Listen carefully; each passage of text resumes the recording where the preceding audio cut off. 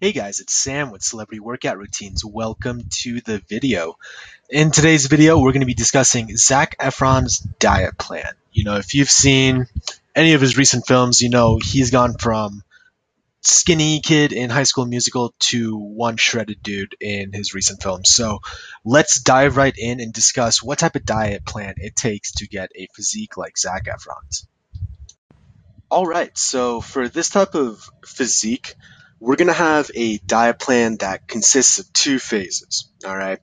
And phase one is essentially called the bulking phase, where your primary goal is to build muscle. And then we have a phase two called the cutting phase, where the primary goal is to lose fat.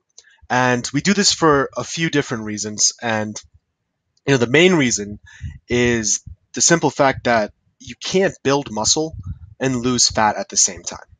Your body needs or requires certain, types of foods and caloric goals during each phase that it's nearly impossible.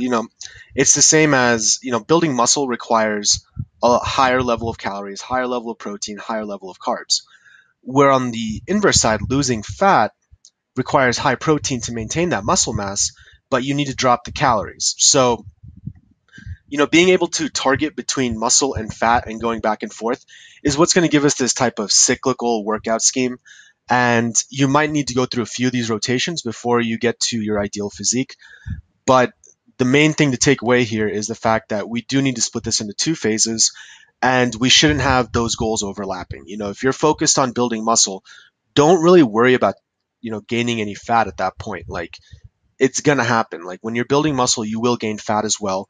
And when you're losing fat, you will lose some muscle as well. So, as long as we think of this as two phases, another great reason why this helps is makes, your caloric requirements every day and setting that diet plan, it makes that more easily defined. It makes it easier to follow.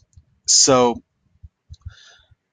we really need to, at this point, we really need to focus on which phase do you want to be in based on how you look and how you perceive you look and how long you want to stay in each phase. So that's up to everyone. Usually I recommend a 1-to-1 ratio. So, if you do 1 month of building muscle or you're in phase one, then try to follow that up with another month of phase two.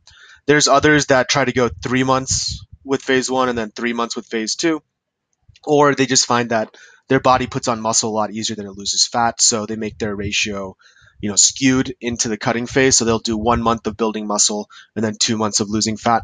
That's kind of a personal thing depending on your actual body and your requirements and what you want to look like. So remember that this isn't set in stone. This is just more of a high level approach that you can kind of customize based on your own particular needs.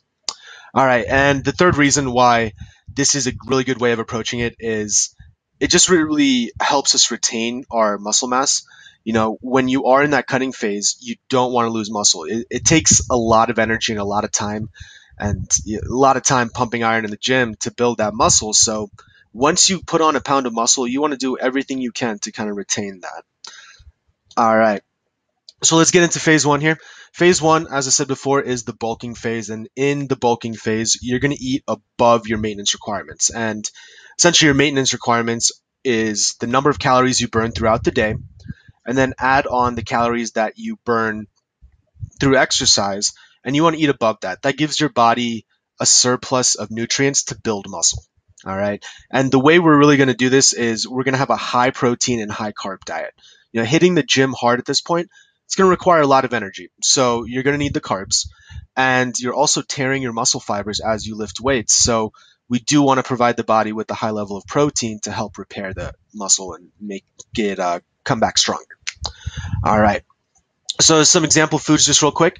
We're going to break it down into three categories: protein, carbs, and fats. And for protein, pretty much any lean meat.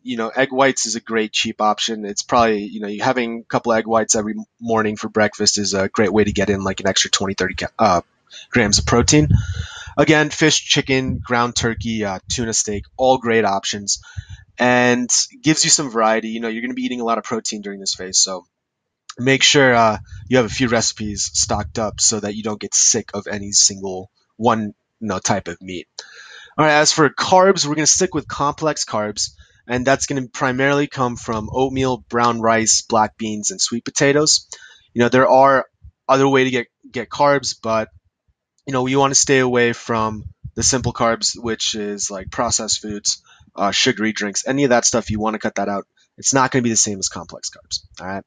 So, and the third category for fats, this is kind of up to you based on your own personal taste, but some great options are flaxseed oil, almonds, a lot of different types of nuts. Almonds are my personal favorite, so I included them in this list. Olive oil and some peanut butter.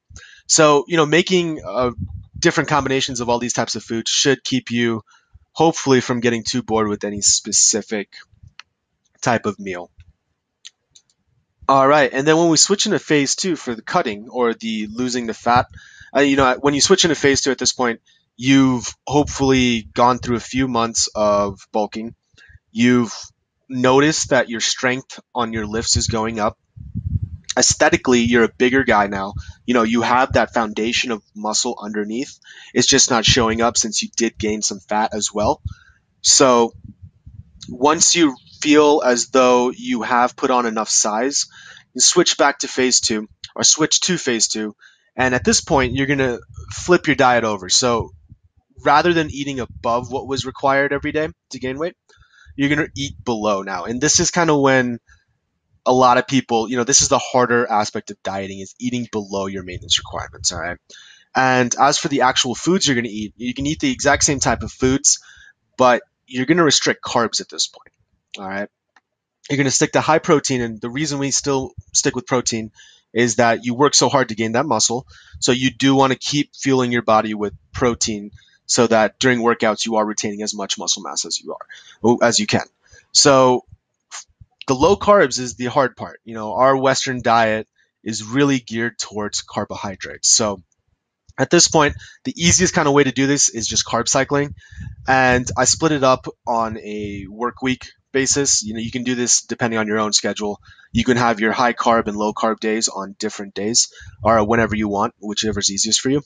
But essentially, what it comes down to is you're going to have a long stretch of low carb days, and then you'll have a refeed period over the weekend on this example. And during the low carb days, you're going to eat around 50 to 100 grams. You can always go lower than 50. It's just really, really tough. And, a good place to start is 50 to 100 grams of carbs. And then on your high carb days, pretty much eat anything over 100 carbs. Eat whatever you want with, obviously keep in mind that you're not going to go drink like 2 liters of soda.